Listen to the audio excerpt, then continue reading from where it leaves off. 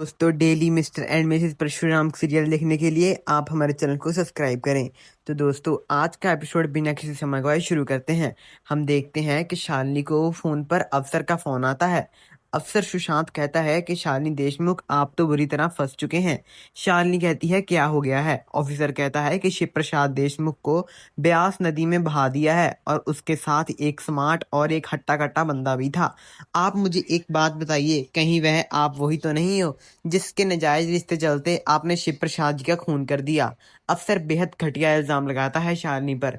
शालिनी उस अफसर को कहती है कि यह सब कुछ झूठ है, आप मुझसे तमीज से पेश आइए, आप इस नारी से बात कर रहे हैं। मगर ऑफिसर नहीं मानता। वह कहता है कि आपसे क्या तमीज से बात करनी, आप तो खुद एक किलर हैं, क्रिमिनल हैं आप। ऑफिसर शालिनी को बताते हैं कि यहाँ पर कमला देवी नाम की एक औरत आई थी जो कि चंडीगढ़ में रहती है, यहाँ पर घूमने आई थी। थाने में आकर उन्होंने अपना स्टेटमेंट दिया है। उन्हीं की आंखों के सामने शिव प्रसाद को ब्यास नदी में फेंक दिया गया है। आपको सजा तो मिलकर ही रहेगी। मेरे पास सारे सबूत हैं, गवाह हैं। मेरे थाने में कोई ऐसा अपराधी नहीं है जो मुझसे बचकर निकला हो। ऑफिसर कहता है कि आप नारी के नाम पर धब्बा हो। शालिनी एक ऐसी घटिया बात सुनती है जिससे उसका खून खोलता है। बार बार ऑफिसर से कहती है कि ऑफिसर मैंने खून नहीं किया है, मगर वह ऑफिसर बिना तहकीकात के शालिनी पर इल्जाम लगाई जा रहा था। इस कहने के बाद ऑफिसर फोन काट देता है। शालिनी नीचे गिर जाती है। वह चीखती चिल्लाती है। यह बार बार सब कुछ कहती है कि मैंने पति का खून नहीं किया, मगर फिर भी कोई उसकी बातें मान नहीं रहा। अगले ही पल हम देखते हैं कि परशुराम के हाथ में एक गन होती है। वह कहता है कि शायद ये वही गन है जो वहां पर पकड़ी हुई थी। यह पुलिस को भी कभी हाथ नहीं लगी है। क्या इस गन में मुझे गोली मारी थी? शालिनी ने अपने हाथों से मुझे गोली मार दी। शिव प्रसाद उस वक्त को याद करता है। वह कहता है कि मेरी पीठ में भी 2 गोलियां लगी थी और इसमें भी 2 गोलियां नहीं है। शिव प्रसाद को अब बहुत दर्द हो रहा होता है। वह रोने लगता है। वह कहता है कि मेरी पत्नी ऐसा कभी भी नहीं कर सकती, वह मुझे गोली कभी भी नहीं मार सकती, इम्पॉसिबल है ये। भला शालिनी मुझे क्यों ही मारेगी? वह अपना माथा पीटने लगता है। वह कहता है कि हमारे साथ क्या हो गया। तभी दरवाज़ा खड़कता है और आवाज़ आती है। शिव प्रसाद फटाफट से गन छुपा देता है। वह कहता है कि कौन है? शीतल कहती है कि मैं हूँ डार्लिंग। प्रसाद को दर्द से तड़पता हुआ देखती है और कहती है कि क्या तुमने दवाई ली? मेडिसिन जरूरी है, अगर मेडिसिन नहीं लोगे तो दर्द कभी कम नहीं हो पाएगा और घाव भी बहुत गहरा है। मगर शिव प्रसाद के अंदर तूफान चल रहा होता है। वह कहता है कि मर जाने दो मुझे, वैसे भी जीते जी मैं मर ही रहा हूँ। वह कहती है कि तुम ऐसा मत बोलो, भगवान पर भरोसा रखो, तुम पर गोली चलाई है उस शालिनी ने। शिव प्रसाद को भड़काने की कोशिश करती है, मगर शिव प्रसाद कहता है कि नहीं, ऐसा संभव ही नहीं है, वह ऐसा कभी नहीं कर सकती। यह सुनकर शीतल को गुस्सा आता है। वो कहती है कि तुमने अपनी आंखों से नहीं देखा था? शिव प्रसाद कहता है हाँ, मैंने देखा था अपनी आंखों से, लेकिन जो मैंने देखा था वैसा नहीं है और जैसा है वैसा मैंने देखा नहीं। तुम क्यों नहीं समझ रही हो? ज्यादा गुस्सा करने से शिव प्रसाद की तबीयत नहीं लगती है। वह कहता है कि बार बार एक ही बात बोलता है कि शालिनी ऐसा नहीं कर सकती।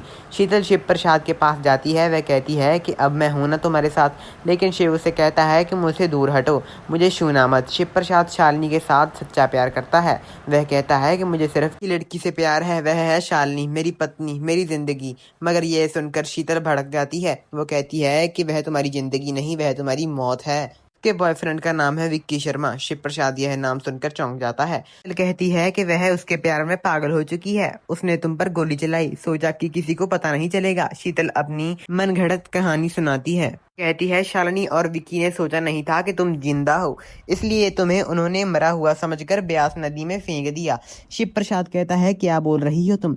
शीतल अपने मगरमच्छ के आंसू बहाती है। वह कहती है कि बहुत मुश्किल से मैंने तुम्हारी जान बचाई है, 24 घंटे तक तुम्हें होश नहीं था, मौत से लड़ रहे थे। लेकिन शिव प्रसाद विक्की शर्मा के बारे में सोचने लगता है। आगे हम देखते हैं शालिनी पूरी तरह टूट जाती है, जमीन पर बेसुध पड़ी होती है। तभी शालिनी की मां नंदिनी और भूमिका आकर देखती हैं। शालिनी की मां की हाय निकल जाती है अपनी बेटी को ऐसी हालत में देखकर। भूमिका कहती है कि शालिनी ये कैसी हालत बना रही है तुमने, वह तुम्हें पर चोट कैसे लगी है? शालिनी एकदम बेसुध होती है। नंदिनी कहती है कि मुझे पता है कि इन लोगों ने बहुत बुरा भला कहा होगा, बहुत टॉर्चर किया है इसे, मगर तू चिंता मत कर, मैं आ गई हूँ, मैं इन सबको कोर्ट तक घसीट कर लेकर जाऊंगी। मुझे पता है कि तुमने कुछ भी नहीं किया है, तुम बेकसूर हो। नंदिनी गुस्से में अपने फोन उठाती है और मगर शालिनी को माँ उसे रोकती है। वो कहती है कि बेटा अभी रुक जाओ। नंदिनी कहती है कि अब रुकने का वक्त नहीं है माँ।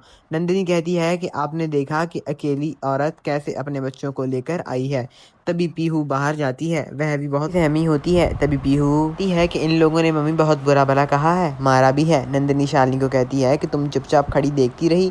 शालिनी रोने लगती है, वह कहती है कि मैं कर भी क्या सकती थी, मेरे पति मेरे पास नहीं है, इसलिए मेरे पास शक्ति नहीं है।